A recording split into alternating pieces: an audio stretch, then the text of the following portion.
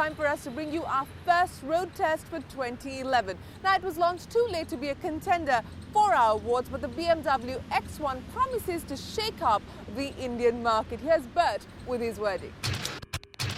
The primary agenda for any automotive manufacturer in India, especially those in the premium luxury segment, is to increase sales volumes. But even for them, the only way to grow big is by going small. And that is why BMW has introduced its smallest SUV yet, the X1. The X1 is built on the same platform as the 3 Series. Not the sedan, mind you, but the all-wheel drive 3 Series Touring. And that's why it does look more like an estate than an SUV. At just under 4.5 meters, the X1 is shorter than the 3 Series sedan. But that boot area deceptively makes it look much larger. What those dimensions mean in real life is that you get an SUV that's as long as a full-size SUV. But it isn't as tall and it isn't as wide either.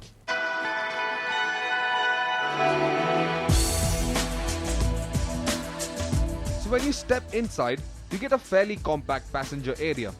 There is a lot of headroom, which is obvious in an SUV. But leg and knee room are only slightly better than in the 3 Series.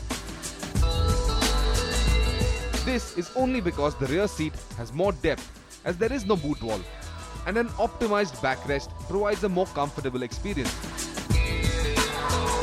The rest of the cabin is no different from a 3 Series, except for the sports steering wheel on the top of the line diesel.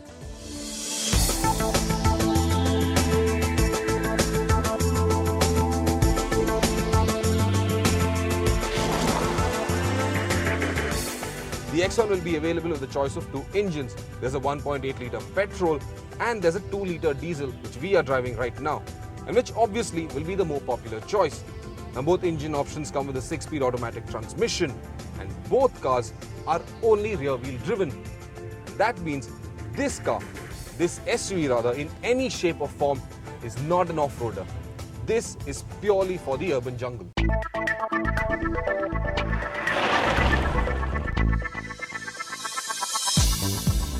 And in urban driving conditions, the diesel X1 is a fairly quick car, doing 100 km per hour in under 10 seconds.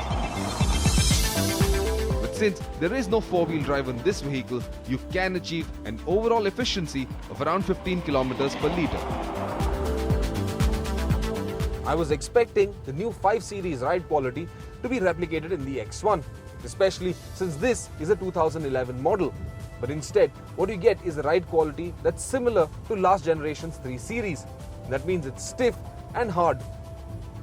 It is, however, a comfortable car to drive in the city, though it certainly isn't an SUV you want to be driving on India's B roads.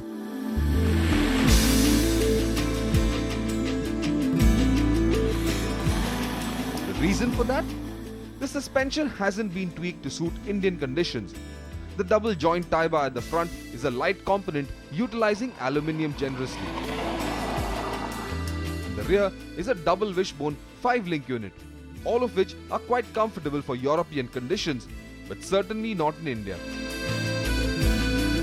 The X1 for an SUV is as dynamically capable as any other BMW sedan.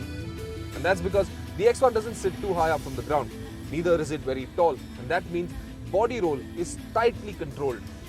That makes it a very stable and composed car when driven enthusiastically.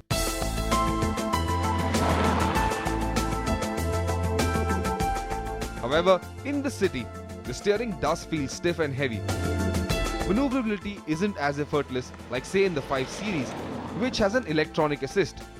So despite the X1 being one of the smallest SUVs you can buy, it isn't the easiest to drive in congested metros.